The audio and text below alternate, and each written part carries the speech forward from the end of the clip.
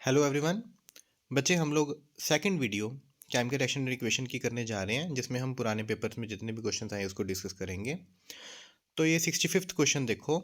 उसने हमें क्वेश्चन में कहा कि मेटल एक्स को हमने मेटल वाई के सोल्यूशन में डाल दिया। तो मेटल एक्स ने वाई को रिमूव कर दिया और खुद का सोल्यूशन बना लिया। मेटल वाई जो है वो साइड में चला गया। तो आपको कहते हैं इससे क्या पता लगता है रिएक्टिविटी सीरीज का एक्स और वाई में। तो मुझे यहाँ से ये पता लगता है कि मेटल एक्स में इतनी क्षमता थी कि उसको वाई को उसने निकाल दिया ना उसके सोल्यूशन से। तो मेटल एक्स ज़्यादा रिएक्टिव है किससे बेटा जी? वाई से। ठीक है, मेटल एक्स जो है वो ज़्यादा रिएक्टिव है किससे बेटा? वाई से। नेक्स्ट क्वेश्चन देखो। पोटाशियम क्लोराइड को जब कहते हैं सिल्वर नाइट्रेट के सोल्यूशन में डालते हैं तो हमारे पास एक प्रेसिपिटेट बनता है वाइट कलर का। इसमें केमिकल रिएक्शन है जो वो इन्वॉल्व है, हमें लिखनी है। तो बेटा आपको याद ही कर लेना है कि सिल्वर का क्लोराइड जो होता है वो वाइट कलर का होता है। तो सिल्वर नाइट्रेट और पोटाशियम क्लोरेट दोनों को ऐड करा, सिल्वर क्लोराइड बन गया, पोटाशियम नाइट्रेट अलग से बन गया। ठीक है जी। नेक्स्ट क्वेश्चन है हमारे पास। कहते हैं आप कोई हमें ऐसी केमिकल रिएक्शन बताओ जिसमें रंग चेंज होता हो और टेम्परेचर चेंज होता हो। तो जो रंग चेंज करने वाली है उसमें बेटा जी कॉपर सल्फेट के 5 वाटर मोलिक्यूल इसमें साथ में जुड़े हुए हैं। हाइड्रेटेड कॉपर सल्फेट कहते हैं इसको, हमने लिया। इसको हम हीट करेंगे तो वाटर ऑफ क्रिस्टलाइजेशन यहाँ से रिमूव हो जाएगी, ये एनहाइड्रस साल्ट बन जाएगा और इसका जो रंग है वो ब्लू से वाइट हो जाएगा। दूसरा था टेम्परेचर बदलने वाला। ये सभी को पता है कि जब हम क्विक लाइम कैल्शियम ऑक्साइड को पानी में डालते हैं तो स्लेक्ड लाइम कली वाला पानी बनता है और ये इतनी एक्सोथर्मिक होती है कि हमसे हाथ नहीं डाला जाता, हाथ फट जाते हैं। ठीक है। नेक्स्ट क्वेश्चन देखो बेटा। उसने हमें कहा कि इन रिएक्शंस को बैलेंस करो। तो देखो बेरियम क्लोराइड में क्लोरीन 2 है, पर जो एंड पे प्रोडक्ट बन रहा है HCl उसमें क्लोरीन 1 है। तो हम उसके आगे 2 लगा देंगे, वो हमारी बैलेंस्ड हो जाएगी। ये बैलेंसिंग तो बेटा जी आप लोग ट्राई करना अपने लेवल पे। ठीक है। नेक्स्ट क्वेश्चन देखो। क्वेश्चन बहुत अच्छा है। वो कहते हैं एक जिंक की प्लेट को मैंने कॉपर के सोल्यूशन में डाल दिया, कॉपर सल्फेट में डाल दिया। उसका जो ब्लू कलर था कॉपर सल्फेट का वो धीरे धीरे फेड होता गया। एक समय आया कि वो सारा कॉपर सल्फेट जो था उसका रंग ब्लू से ख़त्म हो चुका है, कलरलेस हो चुका है। दूसरा, कुछ दिनों बाद ऑब्जर्व करा गया तो जिंक की प्लेट में छेद हो चुके थे, होल्स हो चुके थे। तो पूछा गया अभी ऐसे होल्स क्यों हो गए, क्या हो गया, इसका रीज़न बताओ और अगर कुछ केमिकल रिएक्शन हुई है तो वो रिएक्शन भी बताओ। तो हमें पता है बेटा जी जिंक जो है रिएक्टिविटी सीरीज में कॉपर से ऊपर है। तो जिंक ने कॉपर के सल्फेट से खुद को, कॉपर को निकाल दिया और जिंक सल्फेट बना लिया। ठीक है, खुद को उसकी जगह पर आकर लग गया वो। तो इसमें कॉपर सल्फेट रहा ही नहीं जो ब्लू कलर का था, तभी रंग फेड हो गया। दूसरा, जिंक की प्लेट में जो जिंक था वो वहाँ से निकलकर कॉपर के सल्फेट में चला गया, तो वहाँ छेद हो गए। तो वहाँ क्या हो गए बेटा जी? होल्स हो गई। नेक्स्ट हमने बेटा ये रिएक्शन बहुत इंपॉर्टेंट है। पोटाशियम आयोडाइड को रिएक्ट किया लेड नाइट्रेट से। लेड नाइट्रेट का फॉर्मूला गलत लिखा हुआ है, PbNO3 ट्वाइस होता है। उसमें हमने Ki डाला, पोटाशियम आयोडाइड डाला। तो हमें सभी को पता है येलो कलर का प्रेसिपिटेट लेड आयोडाइड PbI2 बनता है। ठीक है जी। ये रिएक्शन कौन सी रिएक्शन है? ये रिएक्शन प्रेसिपिटेशन रिएक्शन भी है, ये रिएक्शन डबल डिस्प्लेसमेंट रिएक्शन भी है। लेड आयोडाइड PbI2, उसकी ब्रैकेट में देखो S डाला हुआ है, S का मतलब ये प्रेसिपिटेट ही है। ठीक है जी। नेक्स्ट देखो बेटा। वो कहते हैं सोडियम सल्फेट में अगर हम लोग बेरियम क्लोराइड डालें तो क्या होता है? तो बेरियम सल्फेट बन जाता है। ये मैंने आपको बहुत बार कहा है कि बेरियम सल्फेट को रट्टा लगा लो, BeSO4 वाइट कलर का प्रेसिपिटेट होता है। ठीक है जी। ये इनसॉल्युबल होता है, वाइट कलर का प्रेसिपिटेट बनता है हमारे पास।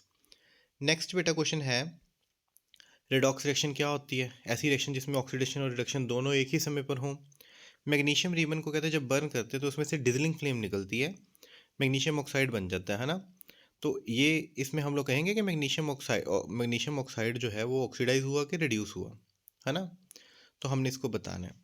तो बेटा रेडॉक्स रिएक्शन वो होती है जिसमें ऑक्सीडेशन रिडक्शन इकट्ठे हों। मैग्नीशियम को बर्न करने पर मैग्नीशियम ऑक्साइड बनता है। पहले अकेला मैग्नीशियम था, अब मैग्नीशियम के साथ ऑक्सीजन आकर जुड़ गई। तो जिसमें ऑक्सीजन आगे जुड़ जाती है उसकी ऑक्सीडेशन हो जाती है, तो हम कहेंगे मैग्नीशियम मेटल की ऑक्सीडेशन हो गई। आगे उसने कहा कि हमें एक एक्टिविटी में बताना है, कौन सी? Write any two observation in an activity which में suggest chemical reaction take place. ऐसी हमने एक्टिविटी बतानी है कि जिसमें कोई केमिकल रिएक्शन हुई हो, हमें बताना है।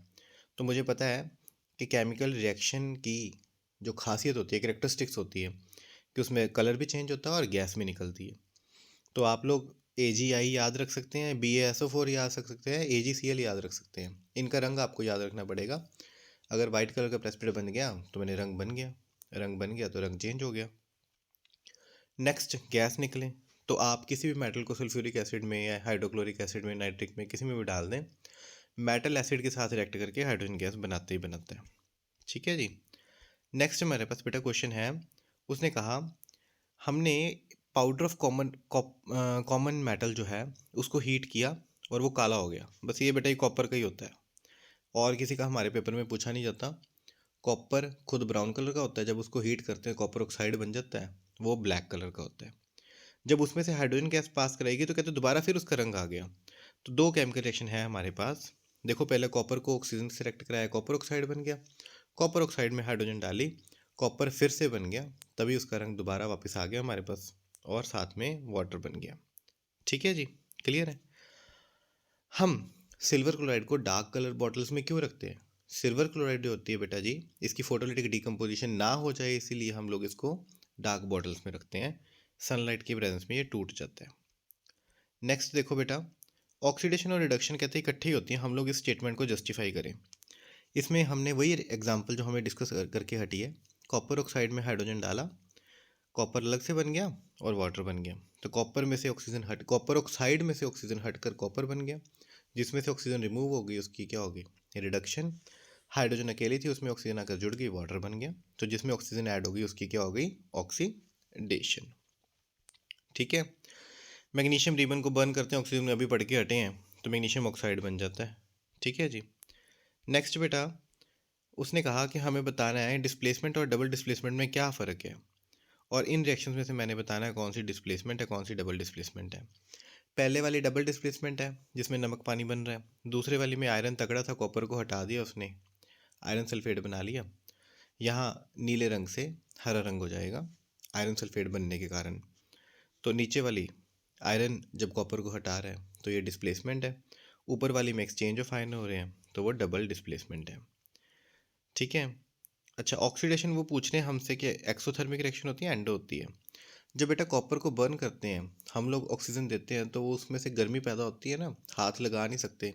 कॉपर को जब बर्न करते हैं तो जिसमें हीट पैदा हो हम लोग उसको ऑक्सीडेशन कहते हैं, और वो एक्सोथर्मिक रिएक्शन होती है। पानी की इलेक्ट्रोलाइसिस में कौन सी गैस कैथोड पे आती है, कौन सी एनोड पे आती है? ये आपको रट्टा लगवाया है मैंने। कटायन जाता है कैथोड पे, हाइड्रोजन जाएगी कैथोड पे, अनायन जाता है एनोड पे, ऑक्सीजन जाएगी एनोड पे। एक गैस की वॉल्यूम डबल की होती है हमारी, इससे पहली वीडियो की फर्स्ट क्वेश्चन था ये। वाटर जो होता है वो H2O की फॉर्म में होता है, हाइड्रोजन के एटम्स दो होते हैं, ऑक्सीजन का एक होता है, तो 2:1 में मेरे पास होते हैं। हमें कैसे पता लगेगा ये गैस कौन सी हैगी है? तो हम लोग अगर इसके नज़दीक में, हाइड्रोजन गैस के नज़दीक में बर्निंग मैस्टिक लेके जाएंगे तो वो पॉप साउंड देती है, जैसे ऐसे आवाज आती है पॉप साउंड की। नेक्स्ट है बेटा हमारे पास क्वेश्चन कि डीकम्पोजिशन रिएक्शन, थर्मल डीकम्पोजिशन बहुत बार पढ़ चुके हैं, इलेक्ट्रोलिटिक डीकम्पोजिशन, ऐसी रिएक्शन जिसमें एक सब्सटेंस टूटता है दो या दो से ज़्यादा में। जिसमें लाइट से टूटता है वो फोटोलिटिक है, जिसमें हीट से टूटता है थर्मल है, जिसमें बिजली से टूटता है इलेक्ट्रोलिटिक है। ये रिएक्शन याद कर लेना रिएक्शंस। ये भी पेपर में बहुत बार आता है। ब्लैक एंड वाइट फोटोग्राफी में कौन सा एलिमेंट यूज होता है? सिल्वर क्लोराइड और सिल्वर ब्रोमाइड होते हैं। AgCl भी यूज़ होता है, AgI भी यूज़ हो जाता है। दोनों के ऊपर जब सनलाइट पड़ती है तो सिल्वर मेटल अलग हो जाता है जो ग्रे कलर का होता है। ठीक है जी, और हमारे पास गैसेस बन जाती हैं। नेक्स्ट बेटा, ऐसी रिएक्शंस बतानी है आपने जिसमें हमें पता लगे स्टेट का चेंज हो रहा है। तो चेंज ऑफ स्टेट में देखो हम लोग प्रेसिपिटेट बना देते हैं, दो एक्वस चीज़ें मिलकर आप एक सॉलिड बना रही हैं चीज़ें, तो वो क्या होगी? चेंज ऑफ स्टेट होगी। गैस जहाँ निकलती है, आप मेटल को एसिड में डाल दो, आप एसिड की रिएक्शन मार्बल से CaCO3 से करवा दो, तब भी गैस निकलती है। और टेम्परेचर का चेंज, ऊपर वाली रिएक्शन में टेम्परेचर का चेंज ही हो रहा है, एसिड को तेजाब को रिएक्ट कराएंगे मार्बल से तो गर्मी निकलती है ना। ये मेटल को जब एसिड में डालेंगे तब भी हाइड्रोजन गैस निकलती है और कंटेनर गर्म हो जाता है। ये भी बेटा जी बस आपको छोटे छोटे तो क्वेश्चन जो हैं वो सिंपल ही रह गए हैं, जिसको हो गया होगा अच्छे से याद हो ही गया होना है। ठीक है जी। तो एक बार इस चैप्टर के क्वेश्चंस जो हैं प्रीवियस ईयर के सारे गो थ्रू हो जाएं। ये डायग्राम देख लो बेटा एक, इसमें उसने कहा कि नीचे जिंक मेटल पड़ा हुआ है, ऊपर ना जो ये जिंक के ऊपर जो ये पाइप आ रही है एक्चुअली में यहाँ से वो सल्फ्यूरिक एसिड या कोई और एसिड डाल देते हैं। जब जिंक के ऊपर एसिड डालेंगे तो ऑब्वियस इससे रिएक्शन होगी और हाइड्रोजन गैस बनेगी। हाइड्रोजन गैस को अगली वाली पाइप से डिलीवरी ट्यूब, जिसको बेंट ट्यूब लिखा हुआ है, उसमें से पानी से इकट्ठा कर लेते हैं। तो बस वो पूछा जाता है क्वेश्चन में कि नीचे गैस गुस कौन सी है, हाइड्रोजन गैस ही होती है वो। ठीक है, कौन सी होती है बेटा जी? हाइड्रोजन गैस होती है। ठीक है, बाकी क्वेश्चंस बेटा जी रिपीट होने शुरू हो चुके हैं, तो आशा है कि आप लोग अच्छे से तैयारी करेंगे और अच्छे अच्छे नंबर लेके आएंगे। Thank you everyone.